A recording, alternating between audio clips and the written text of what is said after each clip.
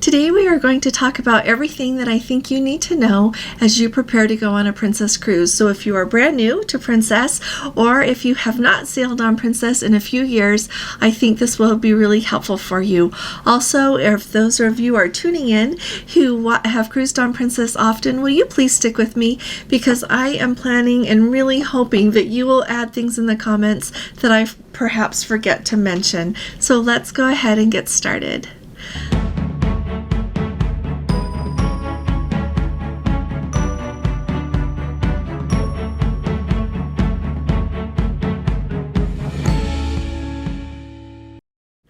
Hi there, this is Allison with Let's Go Travel Tips. Just so that you know where we are in time with this, today is Wednesday and it's January 24th of 2024, alrighty? And if you haven't subscribed to our channel yet, would you please go ahead and hit that subscribe button? You're going to want to stick with us. We talk about everything to do with cruising and traveling to cruise. Also, if you appreciate my updates, would you please give this video a thumbs up? I really appreciate your support. So let's pretend like you have just booked your first Princess cruise or your first Princess cruise in a while. And so you know where you're going, you're really excited to go, and what is the first thing that I would do? I would go to princess.com and make myself an account. When you go to, and I would do that no matter what cruise line I was booked on. All of the cruise lines have a website and you can go and make your own login. So on Princess, you go to princess.com and in that upper right hand corner there, you're going to see login. If you haven't done so already, you can just put in your email address for your username and then make a password. And as you go through that process, it will link you to the booking that you have made, alrighty? And it'll tell you it'll make your captain circle number. Everything will come together so that every time you log in, it will offer to let you manage your booking. When you think about managing your booking, let me tell you what that is. So when you book a cruise, you have, first of all, the check-in process to go through, and we're going to talk about that more in a minute, but you can also look at your excursions. You can book spa appointments. You can look at beverage packages if you didn't book one with your cruise. Just all of these things to learn about the cruise line that you're going on, the ship that you're sailing on, and really going to the website is a really good way to familiarize yourselves with everything that you're going to need to know. Watching YouTube videos is really helpful as well. We do that a lot, as well as enjoy making them. We watch a lot of them for things that we want to know about. So that's what I would do. Make that login so that then you can see your cruise. If you make your login before you book your cruise, make sure that you use that captain circle number that they assign to you when you book your cruise so that it keeps it with you, alrighty? Now, the next thing that I would do is go download the app. Now, right now, Princess has 2 apps, and their newest app is called Princess Cruises. If you have not downloaded one yet, go download their app. It's in the App Store for iPhone users, and it's in the Play Store for Android users. It is just called Princess Cruises. There are other apps with the word Princess in it. There's other apps with the word Cruises, but it is Princess Cruises. That is their newest app. What I always do when I get a new app, especially for cruising, is I just take time and I sit down and I just scroll through everything, click on all the things, see where it takes you, see what all is included in the app. That really gives you a good point of reference. And after you have done that, then you can go back through and start doing the things like entering your information right there on the Princess app. And I have a video about how to use the new one. There, it'll tell you how many days till your cruise, and then it will tell you like the check-in section. That is the most urgent part. You need to do that in order to be ready to sail. Now, if something happens and you really can't do it, it's okay. Just come to the port on your embarkation day and bring your passport with you, or if you are on one of those closed loop cruises that it is allowed to travel with a certified copy of your birth certificate and your driver's license, then bring those with you. But otherwise, use the app to enter all that information. You have to bring those with you anyway. By the way, they're going to look at them at check-in, but you also need to enter it there. So familiarize yourself with everything to do with the app and start to fill out your information in the check-in section. When you are on that very first page that the app takes you to when you log in, and by the way, we are having a hard time logging in with our username and password with that new app. But it's always working, it seems, with at the very bottom of that front page, that when you first come to the app, at the bottom it says that it will let you log in with your booking number. That works really well. You have to use your name and your birth date and your booking number. So that's really the best way. And so as you do that, you scroll down to the very bottom of that first page once you're logged in, and you will see where you're going to order your Medallion. Princess is known for their Medallion, and it is part of the whole cruise experience on Princess. And this is what the Medallion is. Now, I have mine on a bracelet, but it is just really, it's like a quarter-size little medallion, and you take it with you everywhere you go on the ship. So let me whip it out of here so that you can see it a little more clearly. See how small it is? It's about that small. It's about that thick, and it comes with your name on it and then the date of your sailing and the ship that you're going to be on. And you can just keep it as a souvenir from the trip. You don't have to give it back. And at the very bottom of that page, like I told you, you scroll down and you order your Medallion. You can either order the Medallion to be shipped to your home if you live in the United States or Canada, or you can pick it up at the port. Whatever you want to do is okay. If you've got that Plus and Premier package, it's not supposed to cost to have it delivered to your home. If you want to pay the $10 shipping, if you don't have the package, you can do that and it will come to your home. They usually arrive about 2 weeks before your cruise, all right? If you don't want to do that, or it's easier for you, you just pick it up when you get to the port there on embarkation day, all righty? So it's really easy. And so what do you use the Medallion for when you're on board? Well, if you've been on another cruise line, it takes the place of your cruise card. If you have never been on a cruise before, cruise ships are cashless systems. When part of that check-in process I told you to do in the app, part of that is entering their credit card that you want all of your shipboard charges to go to. And then at the end of the cruise, it will settle that amount to your card. So this is going to include if you buy something at the gift shop, if you book an excursion when you're on board, if you don't have a beverage package and you buy a drink, whatever you spend your money on while you're on board is just going to keep going to the account. And so when you have your Medallion, say you're in the gift shop and you want to buy a shirt or something, you're just going to swipe it on the little thing that they've got for that. Now, you don't have to worry that you're going to accidentally be charged. It is not that sensitive, but you will touch your Medallion there, and that is how you're going to buy things. Another thing that it is used for is it opens your cabin door. As you walk up to your cabin door, it will unlock, and then you can just open it without having to get out your card and swipe it in the door or anything. It opens your cabin door. And then the other thing that it is very well known for is your cruise experience, and that you use the app. When you're on board, you can use the app to order food and beverages to be delivered to you wherever you are on the ship.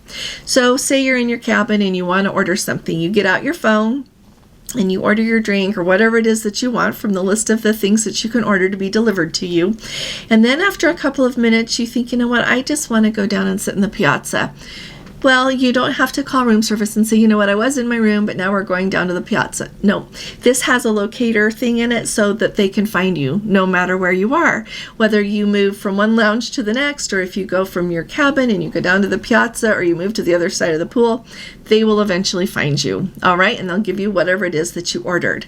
Now, just so you know, if you have got that Plus or Premier package, it doesn't cost anything to use your app to order. If you don't have that package, you have to pay a one-time activation fee. This is new since August, of $14.99 in order to be able to use your app to have beverages and food delivered to you. So you just have to decide if you want to do that or not. Now, since they made that change, we have been on 2 Princess cruises, and I didn't activate it either time. One of them was when we went to see the Northern Lights up in Norway. It was a cold cruise anyway. We were not sitting by the pool wanting someone to bring me a drink. So it was a really different cruise. The other thing, but you can have it delivered to you no matter what the weather, no matter where you are on the ship. But I just didn't feel like you needed drinks quite as much. And then I went on the New England cruise in September. And I just was busy the whole time and I never got around to it, to be quite frank. And so otherwise, if you pick up the phone in your stateroom and you order room service, the charge is $5, okay? So if you're not going to have a package, you kind of have to decide if you're going to use room service, because if you want to use a room service and you don't have a package, you can just use your phone or the stateroom TV and select what you want, and they'll bring room service to you. Alrighty, that's kind of a big explanation. The other thing that you're going to need this for is just keep it with you the whole time. That's why I bought this bracelet, but there are a lot of other little things. They fit right into like your AirTag holders. It's the same size, so if you think of something that will hold that, Gordon has a handy dandy little one that, just that big around that he got on Amazon. He just slides it on his watch band, but you have to take it with you or it goes on lanyards. Princess gives you a free lanyard when you order it as well, and you have to have it when you get off the ship because it works like the cruise card. If you haven't been on a cruise yet, every time you get off and on the ship, they're going to scan to know where you are. They want to know if you're off the ship or if you're on the ship because they need to keep track of everybody. And so you just need to keep it with you the whole time, all right? And so it's handy to have on something that you don't have to keep remembering where you put it last, right? So that's why I really like the bracelet. A lot of people like lanyards, things on their watches. They also have necklace things that you can buy. Anyway, that's how the medallion works.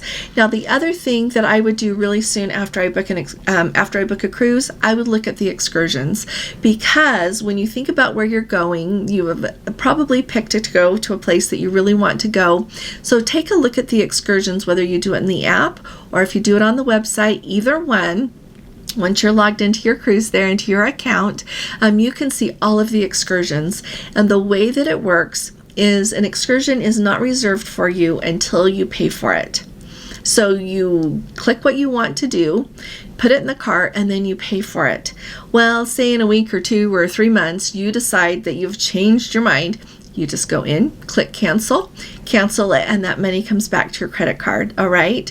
Now, if you cancel an excursion once you were on board the ship, that money is going to go back to your shipboard account. And if you don't use it all up, Princess is going to mail you a check. And that varies a little bit by cruise line. Some of them are going to give you cash. You can go down to the desk on the last day and they'll give that cash back to you, or they'll send you a check. So just be aware that's how that works. But just because you book it, you're not locked in if you change your mind. But the value of booking it early is that then you don't miss out on getting to do something that you really want to do, because excursions do sell out sometimes. And it depends on the popularity of it, but sometimes they can sell out quite a bit before it's time for your cruise to go. So it's a big deal to look at excursions. You also can book excursions like with Fighter or with Shore Excursion Group or whoever you want to, another private tour guide, but just make sure that you keep track of what time it is. And we generally don't book excursions with us, like with Viator or anybody else, when we have a port day that's kind of short. And we have had excursions that we have booked through the ship that we've gotten back late and they hold the ship. So if you go on an excursion sold through the ship, they will hold the ship if that excursion gets back to the ship late. But if you're the only one late and you booked a tour with somebody else, they're not going to hold the ship for you. So just a heads up about that. Now, after you do that, Gordon says it is also very important to put your cruise dates in your calendar. And he does a really cool document for us in OneNote. That's what he chooses to organize things for us.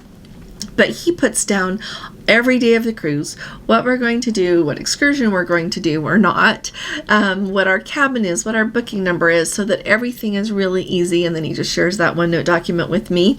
But figure out a way that is really good for you to organize yourself so that you kind of have a headquarters place for all of the information about your cruise. And I know that some people put together a binder for their cruise.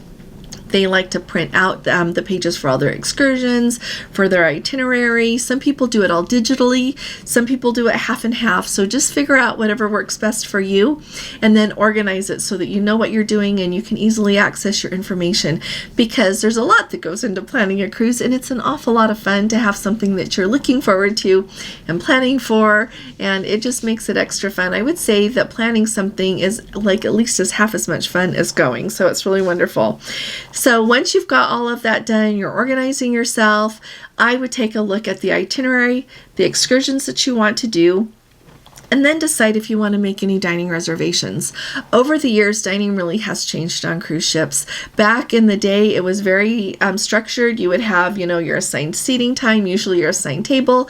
You ate at that table every night. You ate at the same time every night, and it was just assigned to you. That's just the way it was. And then we got to the point where we had anytime dining. It was a really big deal that people could go eat when they wanted to eat, right? And now things have changed even more, that we don't on the cruise lines just have our main dining rooms. Those are still going. Princess usually has 3 of them on each of their cruise ships. They're lovely places to eat. The food there is included. You can usually buy, like these days on Princess, you can buy a nicer steak if you want to for an extra charge every night, or like a lobster tail, things like that. But everything on the main menu is included every evening, so no additional charge. And that you can either do with a reservation, or you can just walk up when you decide that you want to eat and then be seated. And sometimes you might have to wait a little while. Sometimes there's no wait. It really just depends. It depends a lot. I've noticed that it can depend on the itinerary, which evening, people are later getting back to the ship, how late they'll be eating. If the next morning is a really early morning, if you're in a place that people want to be out looking at the northern lights, all of these things can really impact how busy a main dining room is. So we kind of do a mix. If we have some nights that we know we want to eat at a certain time, then we will do that. But often we kind of do a mix. I'm on vacation. I have a lot of appointments in my life otherwise that I have to be at a certain time. And so I just want to feel a little bit more relaxed. And so kind of navigate that however you would like to. Another important thing to keep in mind as you are doing your dining reservations is most of the shows on Princess are usually at 7:30 and 9:30. They'll have some different entertainers and different venues around the ship throughout the evening. But those production shows in the Princess Theater are usually at 7:30 and 9:30. I'm really excited to see how they handle this on the Sun Princess. We've got that new arena theater and we've got that dome that are going to have performances. So we'll see what time those go and let you know. But that's generally how to do it. And that's often what you want to kind of think about. And usually they will seat you like as late as 8:30, 8:45 even, depending on how busy they are and how kind they are, how late they'll seat you. But you could even go to the early show and then go have a late dinner if you wanted to. Just lots of different ways to do that. Or you could, be seated at 7:20 and say, I need to be out of here by 9 because we want to go get a good seat for the show. So just kind of think about all of that, how you want to do. But you make those dining reservations in the app. And if the app's giving you a lot of trouble, you can call Princess and sometimes they'll make reservations and sometimes they just tell me you have to do it in the app. Depends on who you get on the phone. Alrighty, after you're kind of setting up your whole onboard thing, you've got your excursions, you've got your dining. Like I said, keep looking at the website, keep watching other videos to learn what people really enjoy doing on those different ships, get a feel for what it looks like. Another thing, from there, you're going to want to look and see if flights are available or how you're going to arrive at that port, whether you're going to fly or you're going to drive, what it is that you're going to do. You're going to want to see what hotel that you're going to want to book for the night before the cruise if you have to come into town for that. And I really, really suggest that you come the day before your cruise or the night before. I know that a lot of people get away with flying in on the day that their cruise starts, and often that works really well, but there are people that have missed their cruise because of flight delays that are really out of their control. And so when you're spending that much money on your vacation, you're spending that much time of your vacation time, or even just time in your life. And so I would say come in the night before. Now, sometimes we get in late the night before because if we have work the day before and then we're going to fly where we're going, so you can get in late the night before. My rule of thumb is I try to make sure that there is still another flight we could catch and make the cruise if the flight that we're booked on gets canceled. So just putting that out there. That's not a fail-safe, but it's something that we always think about when we're going to book our flights. And there are lots of flights that they'll come right into the airport. You can easily get a hotel right there close to the airport, and then depending on the port that you're going to stay in, you can either take a taxi or an Uber the next morning to most of the ports, I would submit, or you can take what they call the Princess Transfer. The Princess Transfer is just a shuttle bus that Princess uses to run passengers between the airport out to the ship and at the end of your cruise from the airport from the ship back to the airport. And so to me, they charge a flat fee per person to do it. The way that it works is either you fly in and go, they're always located in the baggage claim area. So you just fly in, go look for them as you collect your luggage, or if you're doing what we suggest and you fly in the night before, you stay at that hotel that's right close to the airport, then you just go back to baggage claim in the morning, look for the Princess people. You give them your luggage, they tell you where to go wait to board the bus, and you don't see your luggage again until it shows up in your stateroom. So that is when you're going to want to be sure to keep with you anything that you want to use right off, and keep your medicine and anything that is irreplaceable to you. Anything that you can't do without, keep it with you. Okay, that is so important, and as well as things like you can replace a bathing suit, but if you want to get on board and get up to the pool, tuck your swimming suit in your carry-on bag. Now, the other thing that I want you to know about that is I would do my research and look and see how far the port is from the airport that you're coming into, and really decide the most economical and easy way for you to get to that port. Some ports, it's a really long drive from the airport, and so it works out perfect to use a transfer.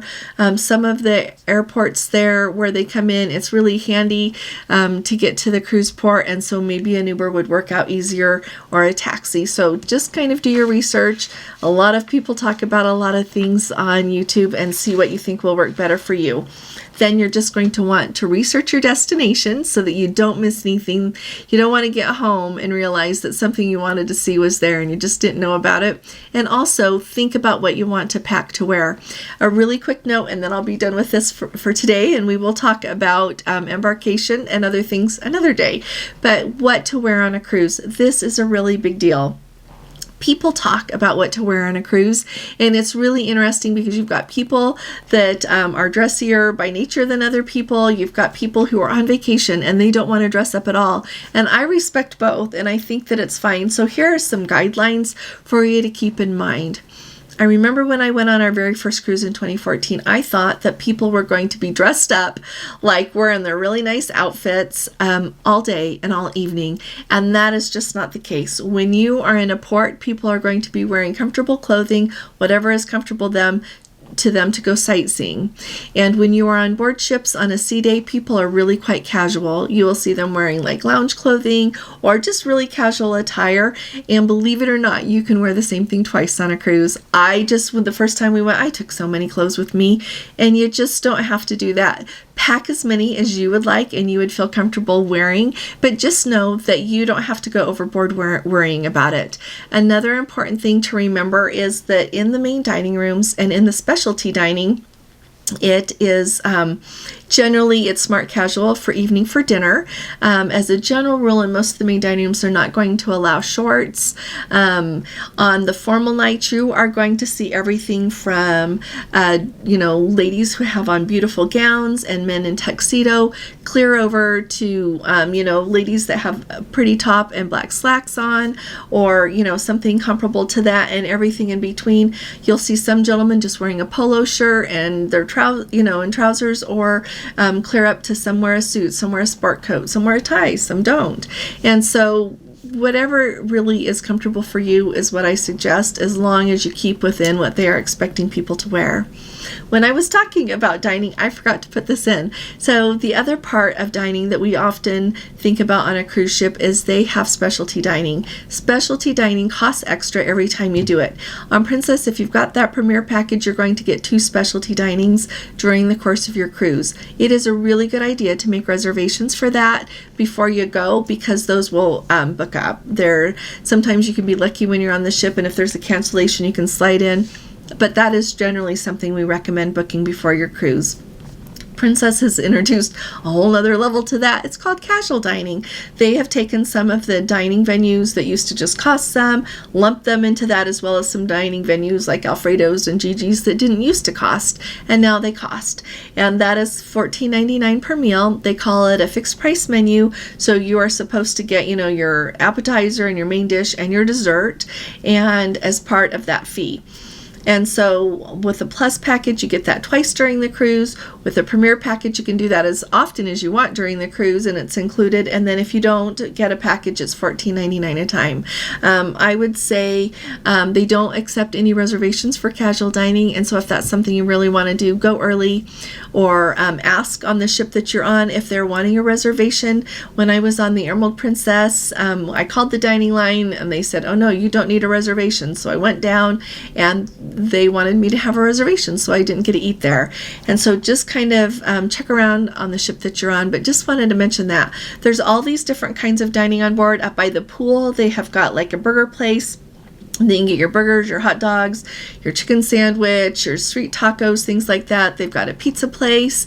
The included pizza on Princess there is up by the a pool there. It's called Slice, and it is your thin crust pizza. I like it. I know some people don't.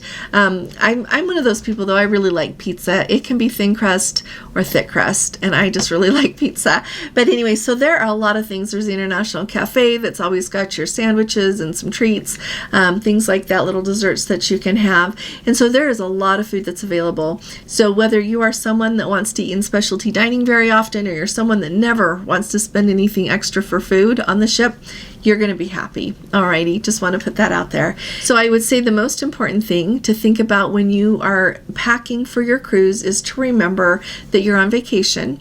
Pack what you are comfortable in, but is still keeping what, is appropriate to wear with other people and appropriate to wear for the event that you're attending, whether it's dining in the main dining room or whatever it is that you're doing. But make sure that you pack your favorite clothes. Don't just go buy new things and think you're going to wear those. Pack with the things that make you feel good about yourself, and have a fun time and be ready to go. I am really excited for those of you who are new to cruising on Princess. I remember the first time that we went on a cruise and we got off the Princess Transfer and turned around and saw that ship there. It was the Golden Princess. I had never seen anything like that in my life, and it was just absolutely beautiful. So when you get on board, take a minute, walk around, see everything. You don't want on your last day of the cruise to find out something that was there that you would have been enjoying the whole time you were on the cruise. So explore the ship, enjoy being on a cruise, let the crew take good care of you. That's what they're there for. They want you to have a wonderful time. And so I look forward to hearing your questions. Let me know what your questions are in the comments, and I'll be talking to you all again really soon. You all take really good care. God bless you. Love you. Bye.